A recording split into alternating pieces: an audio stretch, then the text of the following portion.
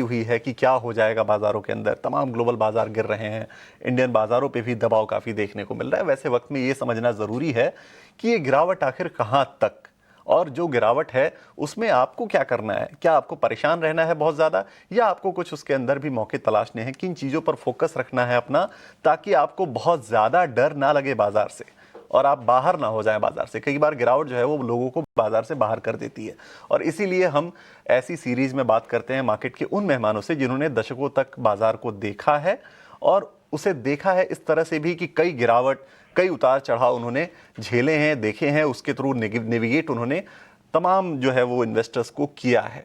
तो आज इसी कड़ी में हमारे साथ आशिका इंस्टीट्यूशनल इक्विटीज के सीईओ राहुल अरोड़ा जुड़े हुए हैं। सर, बहुत स्वागत है आपका ईटी नाउ स्वदेश पर, और बहुत शुक्रिया आपने समय दिया। मेरा पहला सवाल, क्योंकि इस वक्त जो है वो सबसे ज़्यादा बातचीत जिस चीज़ की हो रही है वो है यूएस और ईरान के वॉर की। तो ये वॉर कितना डराएगी, और हमें कितना प्राइस्ड इन ऑलरेडी हम हो चुके हैं, और कितना और डराएगी, कितनी बड़ी परेशानी आगे जाकर क्रिएट करेगी हमारे लिए, अगर हम थोड़ा लॉन्गर टर्म में देखें तो। हालांकि गल्फ काफ़ी इंपॉर्टेंट है हमारे लिए, क्रूड के हिसाब से भी, ट्रेड के हिसाब से भी, लेकिन कितना आखिर डरना है? Firstly, Vikashi, thank you for having me on your show. जो आप पूछ रहे हैं कि ये कब तक चलेगा और इसका क्या इम्पैक्ट होगा, तो एक डॉन पिक्चर का डायलॉग है कि इसको प्रिडिक्ट करना मुश्किल ही नहीं, नामुमकिन है। आई थिंक जो आपने अभी भी कहा, भारतीय बाजारों के लिए जो सबसे इम्पोर्टेंट है वो है क्रूड। अगर समझो इस के दौरान क्रूड 100, 110, 120 चला गया, ऑब्वियसली एक बहुत ही नेगेटिव इम्पैक्ट हिंदुस्तानी मार्केट्स पे आ सकता है, क्योंकि हमारे inflation projections out of whack चले जाएंगे, इंटरेस्ट रेट्स पे कॉल लिया जाएगा, so on and so forth. फिलहाल I would say there is no hurry to enter the market. I think जैसे इंग्लिश में बोलते हैं, there is no point catching a falling knife. थोड़ा आप कॉशन एक्सरसाइज करें। अगर आप बॉटम कैच ना भी करें तो इसमें कोई दिक्कत वाली बात नहीं है। हमें नहीं पता कि ये 24,000 पे रुकेगा, 23,000 पे जाएगा। आप एक टेम्पटेशन होती है विकास जी के, निफ्टी रिसेंटली कुछ महीनों पहले 26,500, 27,000 पे था, अब 24,500 पे हो गया है, 2-2,500 पॉइंट का करेक्शन आ गया है, can we start buying in. But problem ये हो जाता है कि जब आप खरीदते हैं, अगर निफ्टी यहां से 1,000 पॉइंट और गिर गया, then that puts pressure on redemptions, then people start selling in losses. तो मैं इस वक्त आपको, आपके दर्शकों को यही एडवाइस करूंगा कि आपके जो पोजीशंस हैं अभी, don't rush to sell them, because market eventually rebound होगा। लेकिन if you are a fresh investor, अभी आपको कोई जल्दबाजी नहीं करनी है कि आपको आज के दिन ही खरीदना है या कल के दिन ही खरीदना है, क्योंकि स्थिति अभी काफी वॉलेटाइल है। हमें रुपए पे भी बहुत ज्यादा फोकस करना पड़ेगा, क्योंकि आपको याद होगा हाल ही में रुपी 92 था, आज भी प्रेशर है रुपी पे। तो एफआईएस की क्या व्यू होगी यहाँ पे? तो आई थिंक वो एक कॉन्फ्लुएंस है।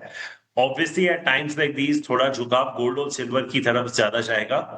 हो सकता है कि अगर ये अनसर्टेनिटी प्रिवेल करे, गोल्ड सिल्वर यहाँ से भी आपको 10-15%, 20% के रिटर्न्स दे दे, which may be more than what equities might give you in the short to medium term. But I think अगर आप थोड़ा 2-2.5 साल का व्यू लेके चलें, तो I think a good buying opportunity is emerging, but let's not rush into it thinking that today is the day.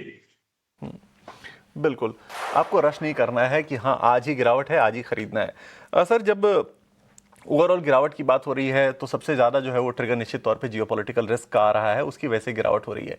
लेकिन अगर एक साइड पे रख दें जियोपॉलिटिकल रिस्क को, और फिर समझने की कोशिश करें कि हमारे मार्केट्स को क्या ड्राइवर्स हैं जो आगे लेकर जाएंगे, तो वो आपकी नज़र में कौन से ड्राइवर्स हैं जो आज से मार्केट को आगे लेकर जाएंगे अगर जियोपॉलिटिकल रिस्क जो है वो सबसाइड हो जाता है तो? देखिए, इसमें मेरे विचार काफी स्पष्ट रहे हैं काफी टाइम से, कि आपका बाजार जो लोग 30,000 की बात करते हैं निफ्टी पे, वो तभी जा सकता है जब आपकी अर्निंग्स ग्रोथ जो है 16, 17, 18% के आसपास चली जाए। क्योंकि मैं एक तरफ से बोल बोल के थक गया हूं कि इतना अट्रैक्टिव भी नहीं है इंडियन मार्केट अगर आपकी अर्निंग्स ग्रोथ 12-13% है। और अगर आपके मार्केट रिटर्न्स भी समझो अगर 12-13% आप एक्सपेक्ट कर रहे हैं, अगर मैं एक फॉरेन इन्वेस्टर हूं तो मैं इंडिया में क्यों पैसे डालूं? क्योंकि अगर मेरा 12% का ही रिटर्न मिलने वाला है जो कि अर्निंग्स ग्रोथ है, उसमें अगर मुझे 3-4% का अर्निंग रुपी डेप्रीसिएशन मिल जाए तो वो 8-9% वहीं पे हो जाता है। फिर आपका एलटीसीजी आप वहां से 1.5% 5% निकाल दीजिए, minus the inflation in their home country, तो ये सब कर करा के आपका इफेक्टिव नेट रिटर्न जो है 5.5 के आसपास, 5.5-6% के आसपास रह जाता है। ये कॉन्फ्लिक्ट चालू होने से पहले जो यूएस का 10 ईयर बॉन्ड था वो आपको 4.5% पे मिल रहा था। तो जस्ट फॉर अबाउट 1% और so why would you know out performance, why would you by the Indian market? और वही लॉजिक आप इंडियन इन्वेस्टर्स से भी कर सकते हैं कि you just replace rupee depreciation by your inflation at home and returns post tax, post everything would still be somewhere around 6%. और जब आपको पता है कि गोल्ड और सिल्वर जिस तरह से अच्छा कर रहा है, तो then there is no reason to increase equity allocation. तो मुझे लगता है कि जो सिंगल पॉइंट एजेंडा है इंडियन मार्केट्स का, वो आपकी अर्निंग्स ग्रोथ रिवाइवल पे ही टिका हुआ है। जो अभी क्वार्टरली अर्निंग्स खत्म हुए हैं काफी हद तक अच्छे थे। इट वाज एक्चुअली, मैं कहूंगा on a net basis it was a relatively positive earning season. पर उसके बेस पे आपको ये भी ध्यान रखना होगा कि रिसेंटली जीएसटी कट्स भी हुए थे हिंदुस्तान में, तो उसका भी काफी हद तक बेनिफिट कुछ सेक्टर्स को जीएसटी का बेनिफिट मिला था, जो कि आगे जाके शायद ना हो। तो अगर समझिए जैसे आपने कहा जियो पॉलिटिक्स को हटा दें, तो अगर समझो ये सब नहीं हो रहा होता, तो मेरा मानना ये है कि अगले दिवाली तक, नॉट दिस दिवाली, 2027 तक, there was a good chance that if your Nifty earnings go back to 17-18%, market wide as a whole, maybe even more than that, then there is a good chance कि Nifty 35,000 के आसपास हो सकता था, which is almost a 40% return from here. But I am saying that that would probably be over an 18-month period. And मुझे लगता है कि अगर ये सब सबसाइड हो गया तो इसका ट्रिगर पॉइंट आपको शायद अगस्त सितंबर के आसपास देखने को मिल सकता है। बट ये बहुत बड़ा डिस्क्लेमर है, क्योंकि आपका क्वेश्चन इस तरह फ्रेम था कि जियो पॉलिटिक्स असाइड अगर ये परसिस्ट हुआ तो then there is no saying, then you can't even rule out 20,000 on the Nifty first. So it is all a state of flux right now. But I think the single point long term agenda will be earnings growth. And मुझे लगता है कि अगर ये सब subside हो जाए अगले 1-2 महीने में, तो there is a very good chance that FY28 earnings can potentially be in that 16-18% kind of range, and there is a good chance that the Nifty could head to 35,000 by then. बिल्कुल। और clear है कि अगर ये जो geopolitical risk है, जो tension है, जो वॉर की परेशानियां हैं, अगर वो दूर हो जाती हैं और अर्निंग्स ग्रोथ अच्छी रहती हैं, तब ये टारगेट्स आपको देखने को मिल सकते हैं 35,000 के नेक्स्ट दिवाली, 2027 वाली दिवाली तक। तो इसको आप डिस्क्लेमर के साथ ध्यान में रखिए और उसके हिसाब से ही अपनी पोजिशनिंग मार्केट में रखिए। सर, आपने Q3 अर्निंग्स की बात की, ओवरऑल आपने कैसे रीड किया Q3 अर्निंग्स को? एक तो आपने बताया कि ठीक है ओवरऑल बेटर अर्निंग्स थी, उससे क्यूज क्या मिल रहे हैं आगे के लिए, Q4 के लिए क्या क्यूज मिल रहे हैं, और ओवरऑल आपने कैसे रीड किया अर्निंग्स को इस बार के? देखिए, इस बार जैसे मैंने अभी कहा कि कुछ सेक्टर्स में जीएसटी कट का बेनिफिट देखने को मिल रहा था। I think auto is a clear example. अगर आप ऑटो नंबर्स जो हाल ही में आए हैं 1-2 दिन पहले उनको भी देखें, तो two wheeler TVS, Bajaj, Hero have grown, including their sub verticals, आप मोपेड, स्कूटर्स, मोटरसाइकिल्स जो भी देख लें, have grown anywhere between 25 to 40%। Tractors, commercial vehicles, LCVs, ये सब का ग्रोथ आई थिंक 20% से लेके 30% के बीच में रहा है। लेकिन अगर आप मंथ ऑन मंथ देखना चालू करें, तो there is a definite sign of slow down in month on month numbers, because year on year, जैसे मैंने कहा, क्योंकि जीएसटी कट आया है तो एक तरफ से वो नंबर्स कैमोफ्लेज हो जाते हैं, लेकिन month on month you are certainly seeing a bit of a slow down. And there of course auto valuations भी काफी हद तक रीसेट हो चुके थे। बट आई थिंक जो मुझे सबसे इंटरेस्टिंग लग रहा है auto, I think if I had the stocks I would not rush to sell them, but incremental fresh buying पे मैं थोड़ा कॉशियस होता अभी। ऑब्वियसली 2 महीने बाद हम फिर से हेवेंस की तरफ देखेंगे कि बारिश के प्रोजेक्शंस क्या आ रहे हैं, ट्रैक्टर ग्रोथ नंबर्स क्या हो रहे हैं, अशोक लेलैंड, टाटा मोटर्स वगैरह क्या बोल रहे हैं। But I think that notwithstanding, जो बैंक क्रेडिट ग्रोथ की हम बात करते हैं, अगर आप शेड्यूल्ड कमर्शियल बैंक्स की बात करें, और जो नॉन फूड क्रेडिट ग्रोथ है, वो आई थिंक ऑलमोस्ट 13-14% के आसपास पहुंच चुका है। आई थिंक डिपॉजिट ग्रोथ भी सिस्टम में 11-11.5% हो चुका है, which is a very positive sign I think to see the revival of credit growth. इसमें होम लोन्स में आई थिंक अगर आप देखें 11-12% का ग्रोथ आया है, जो लास्ट रिपोर्टेड नंबर्स थे। लेकिन ऑटो का ऑलमोस्ट 17% था, services credit growth almost 14-15% grow कर रहा है। तो I think banking as a sector could be good. आपको याद होगा जब लास्ट सुपर साइकिल आया था बैंकिंग में, उस वक्त जो वैल्यूएशंस थे वो 3.5 से 4.5 टाइम प्राइस टू बुक पे जा रहे थे। कुछ कुछ बैंक्स तो 5 टाइम भी टच कर गए थे लार्ज कैप्स में। मैं मिड कैप्स की बात ही नहीं कर रहा अभी। कुछ तो जैसे ग्रुप फाइनेंस वगैरह थे वो तो 8 9 10 टाइम पे भी चले गए थे।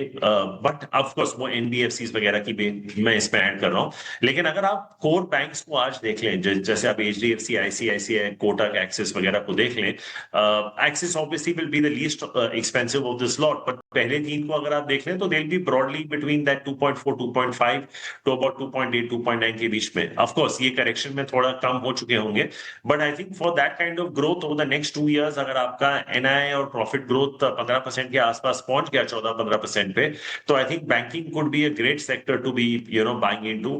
Public sector banks are still looking fairly attractive to me. I think SBI, for the kind of ROA, ROE profile is still not a very expensive bank. Of course, it's been one of the best performing, but मुझे लगता है SBI में भी यहाँ से अगर आपका अगले 2 साल का व्यू है, you might probably get another 25-30% on the stock like SBI. So I think अगर आप overall earnings की बात करें, I think it will probably be driven by banks, to some extent by autos, consumer discretionary, may be pharma and defence. I think ये 5 sector हैं जहां पे मुझे लगता है कि अगले 2 साल में सबसे ज्यादा पॉजिटिव अर्निंग सरप्राइज आ सकती है।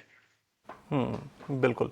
तो banking, auto, consumer durables, consumer discretionaries, basically pharma और डिफेंस, ये 5 सेक्टर्स हैं जिन पर आपको जो है वो थोड़ा पॉजिटिव रुख रखना है और वहाँ आपको मौके भी खोजने हैं। सर, एक सेक्टर की बात करेंगे, आईटी सेक्टर की। एक ऐसा डर एंथ्रोपिक का आ गया है कि हर रोज सुबह उठ के ये ट्रैक करना पड़ता है कि एंथ्रोपिक ने क्या कर दिया, एआई के बेसिकली दुनिया में क्या हो रहा है, उसका डर बहुत ज़्यादा आईटी सेक्टर पे देखने को मिला। तमाम जो बड़े शेयर्स हैं, लार्ज कैप शेयर्स हैं, 52 वीक लो के आसपास आ गए अपने। क्या नज़रिया आपका ओवरऑल आईटी सेक्टर को लेकर है? क्या हम कहीं ना कहीं थोड़ा उस रेस में वापस लौटने की कोशिश कर रहे हैं? तमाम एआई एक्विजिशंस हो रही हैं, इन्वेस्टमेंट्स के ऐलान हो रहे हैं, लौटने की हम कोशिश कर रहे हैं उस रेस में? थोड़ा हम compete कर पाएंगे या अभी भी हम बहुत पीछे हैं और उसके हिसाब से सेक्टर जो है वो अभी और अंडर परफॉर्म करेगा? नहीं, आई थिंक जो आपने एक पॉइंट आपके क्वेश्चन में पूछा वो बहुत इंपॉर्टेंट आपने एक बात का जिक्र किया। देखिए, आप ये सब जानते हैं कि Indian IT companies are very cash rich companies. आप उनको free cash flow yield, dividend yield, rupee depreciation किसी भी वजह से खेल सकते हैं, but these are not the right reasons to buy IT stocks. अगर आप FCF yield, dividend yield, rupee depreciation के लिए खरीद रहे हैं तो you might as well trade the currency.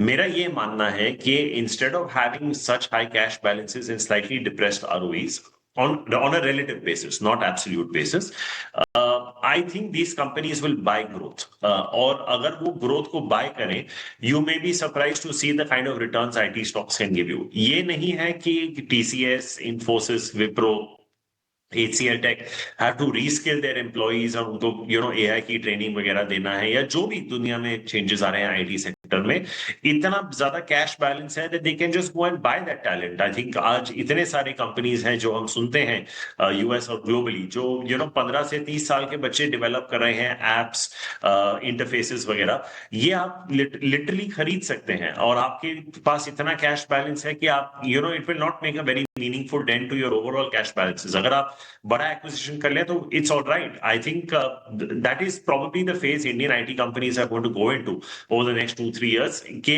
Instead of redefining their existing model to probably go out and buy that growth. And आज की डेट में अगर आप आईटी कंपनी के वैल्यूएशंस देखें, ये जो आपने कंसर्न्स की बात की, काफी हद तक रीसेट हो चुके हैं। आई थिंक रिसेंटली अगर आप 3-6 महीने पहले जाएं तो TCS was trading at 25-26 times और वो बेंचमार्क बन गया था। तो I think today most IT companies will be trading on a 1 year forward between 16 to 20 times if I'm not mistaken. Mid cap companies like Persistent, Coforge, KPIT, all of them have corrected quite substantially from what their peak valuations were. I would be a contra buyer in IT. Now, are these investment decisions? I don't know yet, because ये एक hope है कि ये acquisitions करेंगे, right skill sets खरीदेंगे, उसका क्या impact होगा। लेकिन I think IT is getting into a zone where I would not be surprised कि अगले 3-6 महीने में ये IT stocks आपको 20 से 30% का return दे दें in a very quick rebound, especially if they are backed by acquisitions. But like I said, I cannot make a structural case right now because हमें पता नहीं कि इसका वे और शेप और फॉर्म क्या होगा। But on a relative basis, valuations and potential inorganic growth, I would certainly be a contra buyer in IT stocks right now. बिल्कुल। गिरावट के बाद वैल्यूएशन निश्चित तौर पर जो है वो नीचे आए हैं, 16 से 20 के पी के आसपास दिख रहे हैं। और अगर Q3 की ऑर्डर बुक्स भी देखेंगे तो वो काफ़ी जो है वो अच्छी रही हैं ओवरऑल। तो आईटी सेक्टर को लेकर इतना भी परेशान होने की ज़रूरत नहीं। हमने तमाम मेहमानों से बात की, सबसे जब हमने ये आईटी सेक्टर को लेकर पूछा तो किसी ने बहुत ज़्यादा नेगेटिव नहीं कहा। निश्चित तौर पर आईटी कंपनियां हमारी मजबूत हैं, ग्लोबल प्लेयर्स हैं और अच्छा बिजनेस है। तो आप वहाँ पे नज़र रख सकते हैं अगले 3-6 महीने में वैल्यूएशन जैसे करेक्ट हो रही हैं उसके हिसाब से। सर, आईटी से रिलेटेड ही एक और थीम है जो इस वक्त बहुत बज़ में है और हर किसी की चर्चा में है, वो डेटा सेंटर की थीम है। बहुत बड़े बड़े इन्वेस्टमेंट्स आ रहे हैं इंडिया के अंदर। जो हमारी कंपनियां हैं, बड़ी बड़ी जो कॉन्ग्लोमरेट्स हैं, वो भी इन्वेस्ट कर रही हैं। उसके अलावा ग्लोबल इन्वेस्टमेंट्स भी काफ़ी आ रहे हैं क्योंकि हम आइडियल प्लेस्ड हैं एक तरह से। अगर देखा जाए तो हमारे पास लैंड है, हमारे पास रिसोर्सेज हैं, हमारे पास पॉलिसीज उस हिसाब से हैं। आप इस थीम को कितना बड़ा प्ले होता हुआ देख रहे हैं, डेटा सेंटर की थीम को, खासकर जब बजट में भी सरकार ने काफी फोकस इसके ऊपर किया? देखिए, जो डायरेक्ट प्ले तो आई थिंक बहुत कम है इंडिया में। जैसे आपने कहा, चाहे रिलायंस हो, अदानी ग्रुप हो, सब ने काफी हद तक कमिट किया है in terms of investments in data centres going forward, but there is no direct play that I know of. हो सकता है हो और मेरी जानकारी के बाहर हो, that you can potentially play data centres, but you can play through proxy, जो कि पावर सेक्टर है, क्योंकि ये सारा डेटा सेंटर जो चलेगा उनके लिए पावर रिक्वायरमेंट ज्यादा होगी। अब आप वो कन्वेंशनल पावर सोर्सेज से देखेंगे, रिन्यूएबल, सोलर, ऑल्टरनेट, वो देखना जरूरी हो जाएगा। But power and power finance companies could be a very interesting proxy way to play data centres, is my opinion. But my knowledge and opinion on this is a little limited because I don't think there are too many pure play. जैसे अगर आप renewables की भी बात करें, climate change, alternate energy, अब हम AI की चर्चा कर रहे थे, there are not too many direct ways to place these themes by buying stocks directly. ये बड़ी बड़ी कंपनियां हैं जो आपको इन्वेस्ट करेंगे इसमें। मैं आपको बताता हूं ये कैसे होगा। ये इन्वेस्ट करेंगे, they will take it up to a size, they will make it a subsidiary and they will list it separately.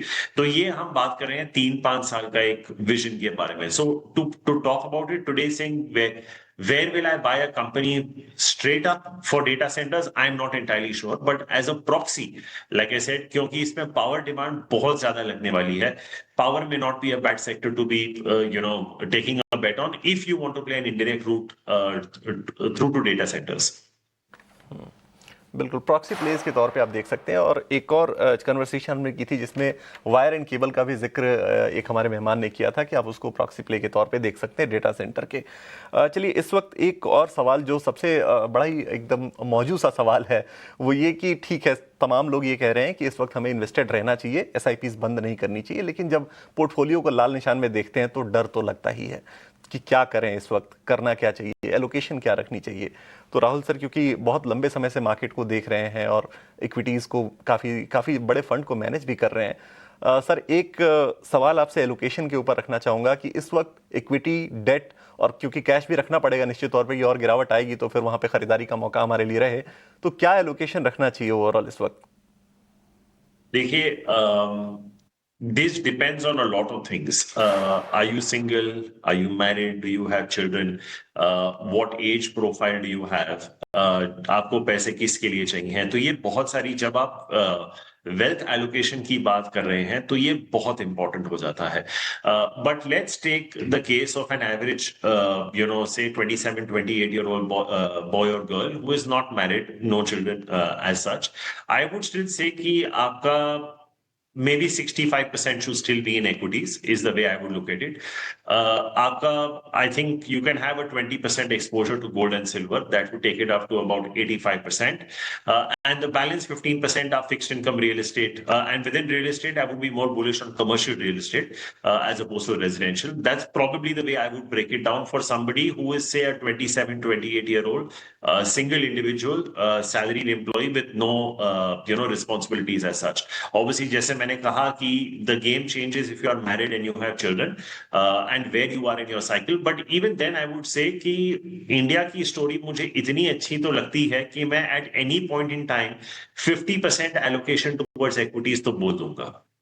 तो हो सकता है कि if you have more responsibilities, you may want to invest a little bit more as a hedge in gold, silver, maybe fixed deposits and things like that. तो वो 15% के साथ आप खेल सकते हैं. But at any stage, unless you are a senior citizen, जो अगर आपने 60-65 क्रॉस कर लिया है, you want a very sedate lifestyle. But I think if you are in that age group of say 25 to 55, I would say at any point in time, minimum 50%. But like I said, the younger you are, I would probably be tempted to take that more to about 65%. बिल्कुल, तो risk taking ability के हिसाब से आप अपने allocation को equity में बढ़ा सकते हैं 65% तक अगर आप ले जा सकते हैं, अगर आप रिस्क ज़्यादा ले सकते हैं, अगर कम रिस्क लेना है तो 50% तक तो फिर भी आप रख सकते हैं इक्विटी एलोकेशन अपनी। तो ये आपके लिए स्ट्रेटजी इस वक्त जो है वो राहुल सर की तरफ से। सर बहुत शुक्रिया, आज आपने समय दिया और बहुत डिटेल में आपने काफ़ी चीज़ों को समझाया, एक तरह से मार्केट को आपने क्लियर कर दिया कि इस वक्त करना क्या है। बहुत शुक्रिया इसके लिए। Thank you for having me, appreciate it. चलिए, मार्केट महारथी में फिलहाल इतना ही। एक छोटे से ब्रेक के लिए हम रुकेंगे और ब्रेक के बाद जब हम वापस लौटेंगे तो आपके लिए लेकर आएंगे मिड कैप के मार्केट का पूरा एक्शन मिड कैप मसाला में।